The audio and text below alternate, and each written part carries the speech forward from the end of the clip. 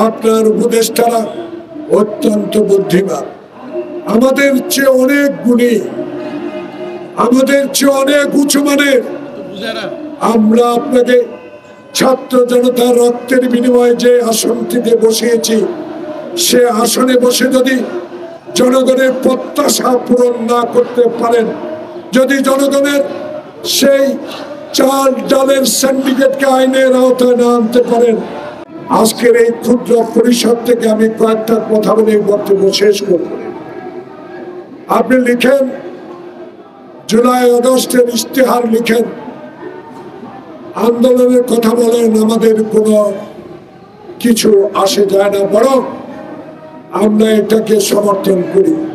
কিন্তু আমি স্বাধীনতা যুদ্ধের একজন স্বাধীনতা যোদ্ধা হিসেবে, বাংলাদেশের একজন রাজনৈতিক কর্মী হিসাবে, স্বৈরাচার হাসিনার আমলে 9.5 বছর কারাগারে থাকার একজন কর্মী হিসাবে আপনার কাছে অনুরোধ জানাবো, ইশতেহার লিখেন, আপত্তি নাই।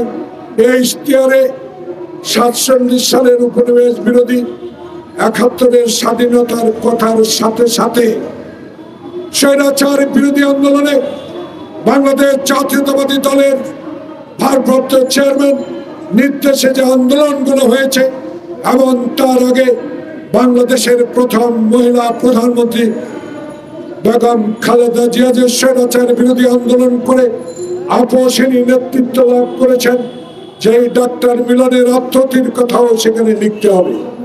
এবং বাংলাদেশে খালেদা জিয়ার বিরুদ্ধে আজকে শেখ হাসিনা যে অসত্য মামলা দিয়ে 5টি বছর তার জীবন থেকে অতিবাহিত করে দিয়েছে, বিনা কারণে এই কথাগুলো উল্লেখ থাকতে হবে।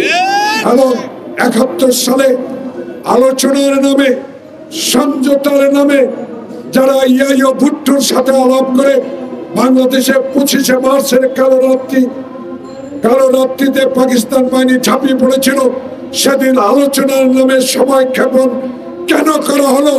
শেখ মুজিবের সেই পাকিস্তান প্রীতির কথাও উল্লেখ থাকতে হবে। মাননীয় প্রধান উপদেষ্টা, আপনাকে আমরা সম্মান জানাবো। আপনার উপদেষ্টারা অত্যন্ত বুদ্ধিমান, আমাদের চেয়ে অনেক গুণী, আমাদের চেয়ে অনেক উঁচু মানের। আমরা আপনাকে ছাত্র জনতার রক্তের বিনিময়ে যে আসনটিতে বসিয়েছি, সে আসনে বসে যদি জনগণের প্রত্যাশা পূরণ না করতে পারেন, যদি জনগণের সেই চাল ডালের সিন্ডিকেটকে আইনের আওতায় না আনতে পারেন, তাহলে জনগণ আপনাদেরকে কোনোদিনও এই সমর্থন আপনারা দিবে না। তাই দয়া করে উপযুক্ত ব্যক্তিরা যারা আজকে ডক্টর ইউনূসের সাথে সরকারে আছেন, দয়া করে ডক্টর ইউনূস গতকাল একটি কথা বলেছে যে আমি যখন একা, আমি অসহায়, আর যখন আপনারা আমার কাছে আসেন আমার শক্তি সামর্থ্য বাড়ে। বাংলাদেশে 18 কোটি মানুষ শেখ হাসিনার বিরুদ্ধে ঐক্য হয়ে যে ইতিহাস রচনা করেছে, সেই ইতিহাসকে সম্মান দিতে হলে আপনাকে আপনার উপদেষ্টার কাছ থেকে সৎ উপদেশ নিয়ে অবিলম্বে রোজার আগে